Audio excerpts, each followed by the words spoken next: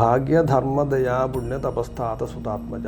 ഈ സൂര്യചന്ദ്രന്മാര് ഓജരാശിയിൽ വന്ന് നിൽക്കുക. അതേപോലെ ഈ കുട്ടി ജനിക്കുന്നത് ഓജ ലഗ്നത്തിലായിരിക്കണം. ആൺകുട്ടിക്കും പെൺകുട്ടിക്കും വ്യത്യാസമുണ്ട്. 3 ഘടകങ്ങൾ ഒത്തു വന്നു കഴിഞ്ഞാൽ അയാൾക്ക് മഹാഭാഗ്യയോഗം ഉണ്ടെന്നാണ്.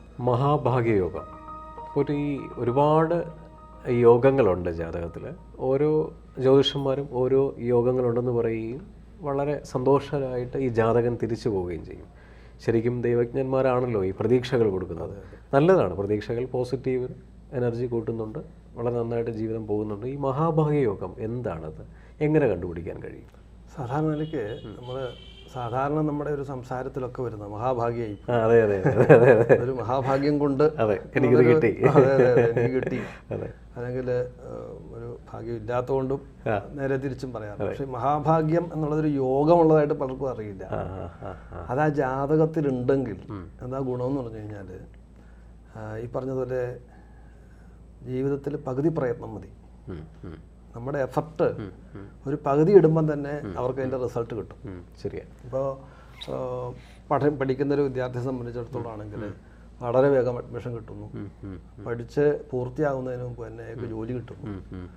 വലിയ അധികം പ്രയത്നിക്കാതെ തന്നെ അതിന് പ്രൊമോഷനും അതിന് ശേഷമുള്ള ജീവിതവൃത്തികളും, അതായത് നമുക്കൊരു സാമാന്യ ലൈഫിൽ എന്തൊക്കെയാണോ കിട്ടേണ്ടത് അത് മുഴുവൻ ഈ മഹാഭാഗ്യ യോഗത്തിലൂടെ കിട്ടുന്നു. അതാണ് അതിൻ്റെ ഒരു പ്രത്യേകത.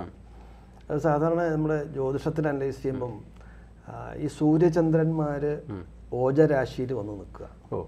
നമ്മുടെ ഈ 12 രാശികളിലും 6 ഓജരാശി, 6 യുഗ്മരാശിയായിരിക്കും. അപ്പോൾ അതിൽ സൂര്യചന്ദ്രന്മാർ ഈ ഓജരാശിയിൽ നിൽക്കണം. അതേപോലെ ഈ കുട്ടി ജനിക്കുന്നത് ഓജ ലഗ്നത്തിലായിരിക്കണം. ആൺകുട്ടിക്കും പെൺകുട്ടിക്കും വ്യത്യാസമുണ്ട്. ആണാണെങ്കിൽ പകല് ജനിക്കുന്നതാണ് നല്ലത്, അല്ലെങ്കിൽ ലക്ഷണത്തിൽ അങ്ങനെയാണ് പറയുന്നത്, പകൽ സമയത്ത്. അങ്ങനെ ഈ 3 ഘടകങ്ങൾ ഒത്തു വന്നു കഴിഞ്ഞാൽ അയാൾക്ക് മഹാഭാഗ്യയോഗം ഉണ്ടെന്നാണ്. നേരെ മറിച്ച് പെൺകുട്ടിയാണെങ്കിൽ തിരിച്ചും, അതായത് യുഗ്മരാശിയിൽ ജനനവും സൂര്യചന്ദ്രന്മാർ നിൽക്കണം. സൂര്യൻ യുഗ്മരാശിയിൽ നിൽക്കണം, ചന്ദ്രനും നിൽക്കണം, ഒരുമിച്ച് നിൽക്കണം. അതേപോലെ തന്നെ ജനിക്കുന്ന രാശിയും യുഗ്മരാശിയായിരിക്കണം. രാത്രിയിൽ ജനിക്കണം. ഈ 3 ഘടകങ്ങൾ ഒത്തുവരികയാണെങ്കിൽ ആ ജാതകത്തിൽ മഹാഭാഗ്യയോഗം ഉണ്ടെന്നാണ്.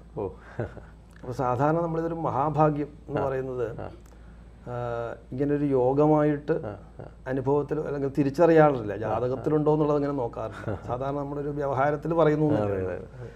ഇപ്പം ചിലർ പറയാറുണ്ട് ഇങ്ങനെ വിഷമം, ഇപ്പം ഞാൻ വരെ ഉള്ള ലിസ്റ്റ് വിളിച്ചു, അത് എനിക്ക് കിട്ടിയിട്ടില്ല എന്ന് പറഞ്ഞാൽ അതൊരു ഭാഗ്യക്കേടായിട്ട് പോലെ. അപ്പം നേരെ മറിച്ച് ഇതൊരു മഹാഭാഗ്യമാണ് എന്നുള്ള നിലയ്ക്ക് നമ്മൾ സംസാരിക്കാറുണ്ട് സംസാരം. പക്ഷേ ഈ നിലയ്ക്ക് ജാതകത്തിൽ ഇങ്ങനെയുള്ള ആൾക്കാർക്ക് നമുക്ക് അവരുടെ ജാതകം ശ്രദ്ധിച്ചാൽ അറിയാം. നമ്മളിപ്പോൾ പൊതുവെ അനലൈസ് ചെയ്യാറുണ്ടല്ലോ, ചിലരുടെ ജാതകങ്ങൾ അനലൈസ് ചെയ്യാം. അപ്പോൾ നമ്മൾ നോക്കുമ്പോൾ അവരുടെ ക്വാളിഫിക്കേഷനൊക്കെ ചിലപ്പോൾ വളരെ കുറവായിരിക്കും. പക്ഷെ അവർ ഇന്നിപ്പോൾ നിൽക്കുന്ന ഒരു പൊസിഷൻ എന്ന് പറഞ്ഞാൽ വളരെ ഹൈ ആയിരിക്കും. ഒരിക്കലും ഇങ്ങനെ നമ്മളൊരു സാമാന്യ നിലയ്ക്ക് എത്താൻ വഴിയില്ലല്ലോ. അപ്പോൾ എന്തായിരിക്കും ഇതിനൊരു കാരണം? അങ്ങനെ ചിന്തിച്ച് ഒരു ആസ്ട്രോളജിക്കൽ വ്യൂവിൽ ചിന്തിക്കുമ്പോൾ പല ആൾക്കാരുടെയും ജാതകത്തിൽ ഈ മഹാഭാഗ്യയോഗമുണ്ട്. മഹാഭാഗ്യം എന്ന് പറയുന്ന യോഗം പലരുടെ ജാതകം, പല ഉന്നതന്മാരുടെയും, ഇപ്പോൾ രാഷ്ട്രീയ നേതാക്കൾ, അതേപോലെ സിനിമാക്കാർ, കലാകാരന്മാർ, അങ്ങനെ പലരുടെയും ഉന്നത, ഇപ്പോൾ ബിസിനസ് രംഗത്തൊക്കെ വളരെ മുകളിലിരിക്കുന്ന ആൾക്കാർക്കൊക്കെ ആദ്യകാലത്ത് വളരെ പിന്നെ എങ്ങനെ ഇത് മുന്നോട്ട് പോകും, അല്ലെങ്കിൽ ഇയാളുടെ ജീവിതം തന്നെ വിഷമമായിട്ട് അല്ലെങ്കിൽ വീട്ടുകാർക്ക് അടക്കം ആശങ്ക ഉണ്ടാക്കിയ ഒരാൾ കുറെ കഴിഞ്ഞാൽ വളരെ പെട്ടെന്ന് ഉയർന്ന് വളരെ ഉന്നത സ്ഥാനത്തെത്തുന്നു. നമ്മുടെ ഈ ഫിലിം സ്റ്റാർ സെലിബ്രിറ്റി, അതായത് നമ്മളെല്ലാവരും ഇഷ്ടപ്പെടുന്ന ലാലേട്ടൻ, ശ്രീ മോഹൻലാൽ, അദ്ദേഹത്തിന് മഹാഭാഗ്യം ഉണ്ടോ? അദ്ദേഹം ഉണ്ടെന്നാണ് ഞാൻ അനലൈസ് ചെയ്തിട്ടില്ല. എന്നാലും അദ്ദേഹം ഒരു കലാകാരനാണ്, ഉപാസന ഉണ്ടെന്നാണ് ഞാൻ മനസ്സിലാക്കുന്നത്. ഉപാസനയും അങ്ങനെയുള്ള ഇതൊക്കെ ഉള്ള ആളാണ്, പൊതുവെ ജാതകത്തിൽ വിശ്വസിക്കുന്ന ആളാണ്. അല്ല, അപ്പോൾ എനിക്ക് തോന്നണത് അത്തരം ആൾക്കാരെ സംബന്ധിച്ച് നോക്കുന്ന സമയത്ത് അത് വളരെ അവരുടെ അനുഭവത്തിലും ജ്യോതിഷത്തിൻ്റെ വ്യൂവിലും നോക്കുമ്പോൾ കറക്റ്റായിരിക്കും. അതായത് പ്രയത്നം തന്നെ കുറച്ച് മതി. ഇപ്പോൾ ചിലർ പറയാറുണ്ട്, ഞാനിങ്ങനെ ഇപ്പോൾ സിനിമാ ഫീൽഡ് ആണെങ്കിൽ തന്നെ ഞാൻ മറ്റു പലരുടെ കൂട്ടും ഇത്രയും കഷ്ടപ്പെട്ടിട്ടില്ല, കഷ്ടപ്പെട്ട് വന്ന ഒരാളല്ല, എന്നാലും ഇത്ര പെട്ടെന്ന് അടുത്ത ലെവലിൽ ഒരു വലിയ ലെവലിലേക്ക് എത്തി. എത്തി. അങ്ങനെയുള്ള ജാതകം അനലൈസ് ചെയ്ത് നോക്കുമ്പോൾ നമുക്ക് മനസ്സിലാവുന്നൊരു കാര്യം, ഈ മഹാഭാഗ്യം എന്ന് പറഞ്ഞ യോഗം അവർക്കുണ്ട്. അത് ഈ ഒറ്റ കാര്യമുള്ളൂ. അതിൽ പുരുഷനും സ്ത്രീക്കും 2 തരത്തിലാണ് ലക്ഷണം എന്നുള്ളേ ഉള്ളൂ. അത് ഓക്കെ ആണെന്നുണ്ടെങ്കിൽ ഇപ്പം നമ്മൾക്ക് സാധാരണ കുട്ടികളൊക്കെ ജനിക്കുമ്പം കൊണ്ടുതരാറുണ്ട്. ഭയങ്കര ഒരു ആൻസൈറ്റി ആയിരിക്കും. ഇപ്പോൾ പറഞ്ഞ പോലെ ചെറിയ കുട്ടികളാണെങ്കിൽ പോലും അവർ വന്നിരിക്കുന്ന ആൾക്കാർ ചോദിക്കുന്നത് അച്ഛനമ്മയുടെയും ഇതാണല്ലോ സന്തോഷം എന്നുള്ള വിദ്യാഭ്യാസം, ജോലി, വിവാഹം ചോദിക്കാറുണ്ട് സാധാരണ. അപ്പം ആദ്യത്തെ 8-10 കാര്യങ്ങൾ നോക്കുന്നതിൽ ഒന്ന് ഈ യോഗഫലങ്ങൾ നോക്കാറുണ്ട്. ശരി, അതിലൊന്ന് ഇത് ശ്രദ്ധിക്കാറുണ്ട്. ഓക്കെ. അപ്പോൾ ഈ മഹാഭാഗ്യ യോഗം എല്ലാവരും ആഗ്രഹിക്കുന്നതാണ്. ചിലപ്പോൾ നമുക്ക് അതൊക്കെ ഒരു എന്താ പറയുക ഭാഗ്യമാണ്. ആ ഭാഗ്യത്തിൽ ജനനം, തിരുമേനി പോറ്റി പറഞ്ഞ പോലെ ഈ 3 കാര്യങ്ങളും ഉണ്ടാവണം. ലക്ഷങ്ങളെല്ലാം ഒത്തു വന്നിട്ട് ജനിക്കുക എന്ന് പറഞ്ഞാൽ ഭയങ്കര ഭാഗ്യമാണ്. പക്ഷെ അങ്ങനെ ആകാത്തവർക്ക് ഈ മഹാഭാഗ്യ യോഗം വന്നു ചേരാൻ വേണ്ടി എന്ത് ചെയ്താൽ ആവും? എന്തെങ്കിലും പൂജകളോ? അത് മുമ്പേ പറഞ്ഞ പോലെ തന്നെയാണ്. ഇപ്പൊ ഈ ഭാഗ്യധർമ്മ ദയാ പുണ്യ തപസ്താത സുതാത്മജ, ഭാഗ്യം എന്നുള്ള ശബ്ദം തന്നെയാണ് ഈ 9ാം ഭാവത്തിന്റെ ഫലത്തിൽ പറഞ്ഞിട്ടുള്ളത്. വേറെ ഒന്നും നമ്മൾ അന്വേഷിച്ചു പോകണ്ട. അവർക്ക് ഭാഗ്യം എവിടെ കിടക്കണു, അല്ലെങ്കിൽ അത് ഉണ്ടാവാൻ എന്താ വേണ്ടത് എന്ന് അന്വേഷിക്കുന്ന സമയത്ത് നമ്മൾ ഈ ഭാഗ്യഭാവത്തെ ഒന്ന് പരിശോധിച്ചാൽ മതി. വേറെ എന്തും വിഷയമുണ്ടെങ്കിലും ഈ ഭാവത്തെ ഒന്ന് നന്നായിട്ട് അനലൈസ് ചെയ്ത് അവർക്കൊരു വഴി പറഞ്ഞു കൊടുക്കുക. വഴി പറഞ്ഞു കൊടുക്കുക എന്ന് വെച്ചാൽ വാസനയാവാം, അല്ലെങ്കിൽ ഒരു പൂജയാവാം, പരിഹാരമാവാം. ഒരു പക്ഷേ ചിലപ്പോൾ ഇപ്പോൾ പറയാറുണ്ട് സാധാരണ ഭാഗ്യരത്നം സ്റ്റോൺ പറയാറുണ്ട് സാധാരണ. അത് അത്ഭുതകരമായിട്ടുള്ള പല എക്സ്പീരിയൻസും ഉണ്ടായിട്ടുണ്ട്.